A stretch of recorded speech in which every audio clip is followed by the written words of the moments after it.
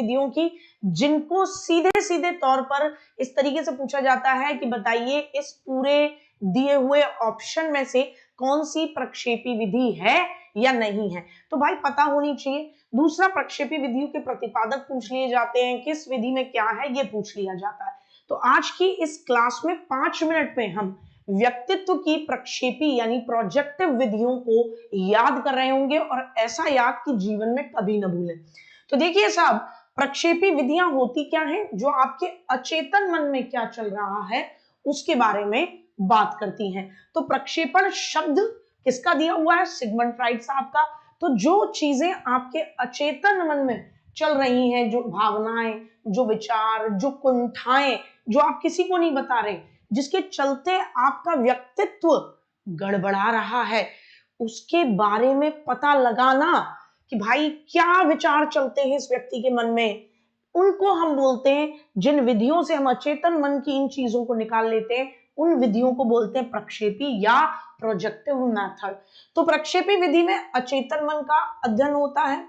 अब इसके अंदर हम ये चीजें पता लगाते हैं कि व्यक्ति किसी चीज के बारे में कैसे सोचता है, और व्यक्ति को खुद भी ये नहीं पता कि भाई मुझे चेक किया जा रहा है, तो वो बिना बनावट के उत्तर देता है।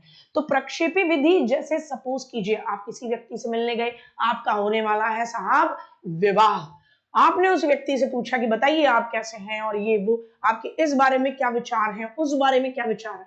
तो व्यक्ति को पता है कि भाई साहब विवाह का मामला है, राउंड टेबल कॉन्फ्रेंस चल रही है, ये लड़की या ये लड़का मुझे इन्हीं उत्तरों के बेसिस पर मेरी पर्सनालिटी को चेक करेगा। तो बड़े बनावटी उत्तर होते हैं, तो गलत व्यक्ति के साथ ना फंस जाएं, इसके लिए प्रक्षेपी विधियां बहुत काम की हैं। क्योंकि आपको खुद नहीं पता कि सामने वाले ने जो क्वेश्चन आपसे पूछे, या सामने वाले ने आपकी पर्सनालिटी में जो चीजें चेक की, जो आपके अचेतन के विचार, अचेतन की इच्छाएं, अचेतन की भावनाएं थी, उनसे पता लगता है कि आपका व्यक्तित्व कैसा है। तो इसमें बनावट का कोई ऑप्शन नहीं होता, और व्यक्ति जो भी किसी चीज के बारे में सोच रहा होता है वो उसके अचेतन से प्रभावित होता है। कैसे? आ जाइए जरा। तो पहला है इंक ब्लॉट टेस्ट, जिसको बोलते हैं आईबीटी। हरमन रोशा ने दिया था 1921 में। इसमें 10 कार्ड बच्चे को दिखाए जाते हैं, उन कार्ड पर ऐसे शाही के धब्बे छिड़क दिए जाते हैं, सामने वाले से पूछा जाता है बताओ तुम्हें कौन सी आकृति नजर आ रही है, और आकृति हर व्यक्ति को वही नजर आएगी जो उसका अचेतन जिस तरीके के विचारों से भरा होगा। इसमें 5 कार्ड पर ब्लैक एंड व्हाइट धब्बे, 2 कार्ड पर ब्लैक व्हाइट और रेड धब्बे, और 3 कार्ड होते हैं रंगीन। फिर आता है टीएटी टेट प्रासंगिक अंतर्बोध, मॉर्गन मुर्रे लेकर आए 1935 में। इसमें मॉर्गन और मुर्रे इन्होंने 31 कार्ड दी। 31 कार्ड बड़े लोगों के लिए हैं। एक बार में 20 कार्ड का प्रयोग होता है, जिसमें 19 कार्ड पर चित्र लगे होते हैं, एक कार्ड होता है खाली। अब ये इन 31 कार्ड में 10 कार्ड होते हैं मेल के, पुरुषों के, 10 फीमेल के, 10 दोनों, और एक कार्ड खाली, जिसपे उन कार्ड पर जो चित्र बने हुए हैं, उन चित्रों को देखकर व्यक्ति के मन में क्या ख्याल आता है वो उस खाली कार्ड पर कहानी के तौर पर लिखना है। तो टेट कहानी या प्रासंगिक अंतर्बोध परीक्षण। कैट चिल्ड्रन अपरसेप्शन टेस्ट, जिसको बोलते हैं बाल अंतर्बोध परीक्षण, जिसे बोलते हैं लियोपोल्ड ब्लांक 1948, भारत की स्वतंत्रता के 1 साल बाद। इसमें भी 10 कार्ड होते हैं, छोटे बच्चों के लिए उपयोगी है, 3 से लेकर 11 साल के बच्चे। इन कार्डों पर जानवरों, पेड़ पौधों के रंगीन चित्र होते हैं, और बच्चे को कहानी बतानी होती है उन चित्रों को देखकर। एससीटी सेंटेंस कंप्लीशन टेस्ट, पाइन टेंडलर लेकर आए 1930 में। अधूरे वाक्य होते हैं, स्पेशली 14 से लेकर 19 वर्ष के किशोरों के लिए बेस्ट होता है। उनके मन में क्या विचार चल रहे हैं ये यही पूरे होते हैं। तो अधूरा सेंटेंस छोड़ दिया जाता है। तुम्हें देखकर मुझे, सामने वाला भर दे बहुत गुस्सा आता है, ठीक है ना। तो ये जो रैंडम मुंह से निकल गया है, ये अचेतन की भावना ही निकली है।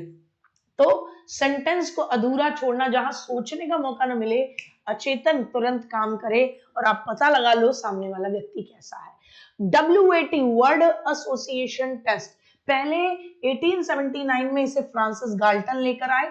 उस समय उन्होंने 75 शब्द रखे थे, 75 शब्द।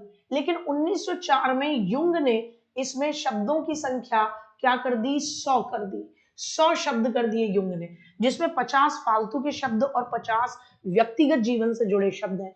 और हर शब्द को सुनने के बाद आपके दिमाग में सबसे पहला विचार क्या आता है, आपको वो बताना होता है। जैसे मैंने आपसे कहा कि पढ़ाई, तो बिना सोचे क्विकली तुरंत बताना है, तो आधे से ज्यादा लोग कहेंगे उफ दिक्कत।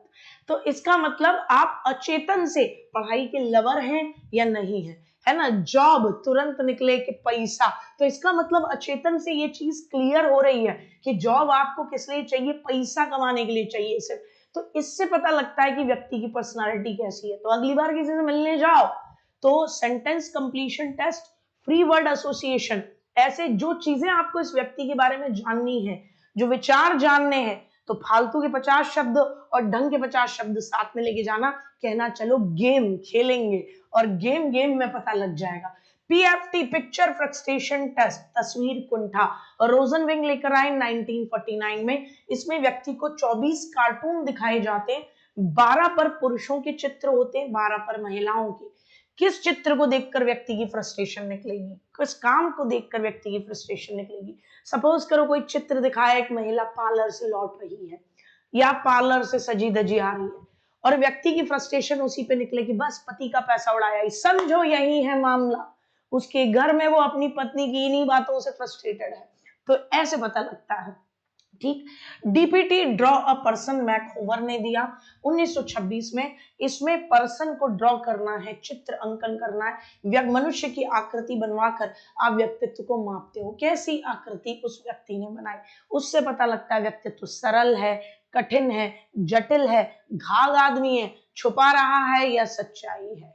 फिर आता है क्लाउड पिक्चर टेस्ट, स्टर्न ने 1937 में। बादलों में आपको कौन सा चित्र नजर आ रहा है, बादलों को देखकर उसके माध्यम से पता लगता है कि आपकी पर्सनालिटी कैसी है। साइकोड्रामा, मनोनाटकी विधि, जेएल मोरेनो 1949 में। इसमें अभिनय नाटक कराया जाता है, जिसके माध्यम से बच्चे को अपने इमोशन को प्रकट करने का मौका मिलता है। तो चलिए एक बार ट्रिक से सबको याद करते हैं। हरमन रोशा का था शाही डब्बा परीक्षण, तो रोशा, रोमत यार, शाही का डब्बा ही तो है। हरमन रोशा का शाही डब्बा परीक्षण 1921, 10 कार्ड याद रह जाएंगे। मॉर्गन और मुर्रे, टेट, टीएटी, तो आप सब यूपी टेट, सी टेट, पता नहीं कितने टेट देते हैं, तो टेट देखकर रो मत, मुरझा मत मेरे यार, मॉर्गन और मुर्रे। टेट देखकर मुर्रे मुरझा गया। कैट, कैट यानी लियोपोल्ड ब्लांक का चिल्ड्रन परसेप्शन टेस्ट, तो कैट यानी बिल्ली के पीछे बालक, लियोपोल्ड ब्लांक, बिल्ली के पीछे बालक या बालक के पीछे बिल्ली, कुछ भी कर लीजिए, याद हो जाएगा। एससीटी, पाइन और टेंडलर, अधूरा वाक्य लिखने में हाथ में पाइन होता है, पेन होता है। अधूरे वाक्य अगर कोई छोड़ जाए, उनको आप कंप्लीट करो तो आपके हाथ में क्या होगा, पेन होगा। 1930, पाइन और टेंडलर, ठीक साहब। उसके बाद पीएफटी, रोजनविंग, जब रोज कोई आपको तंग करता है तो आपको क्या महसूस होती है, फ्रस्ट्रेशन महसूस होती है, तो रोजनविंग का तस्वीर कुंठा। क्लाउड, स्टर्न, बादल में स्टार टिमटिमाते हैं, तो स्टर्न ने दिया क्लाउड पिक्चर टेस्ट।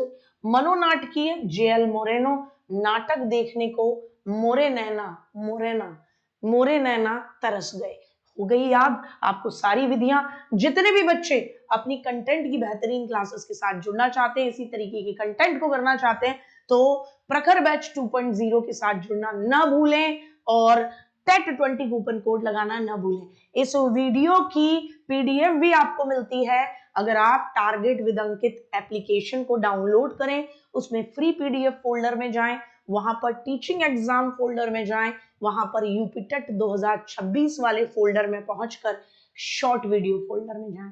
तो मुझे उम्मीद है ये वीडियो आपको अच्छी लगी। आगे फिर मिलते हैं ऐसे ट्रिक के साथ आपकी प्रॉब्लम्स का सॉल्यूशन करने के लिए। जय हिंद, जय भारत, लव यू।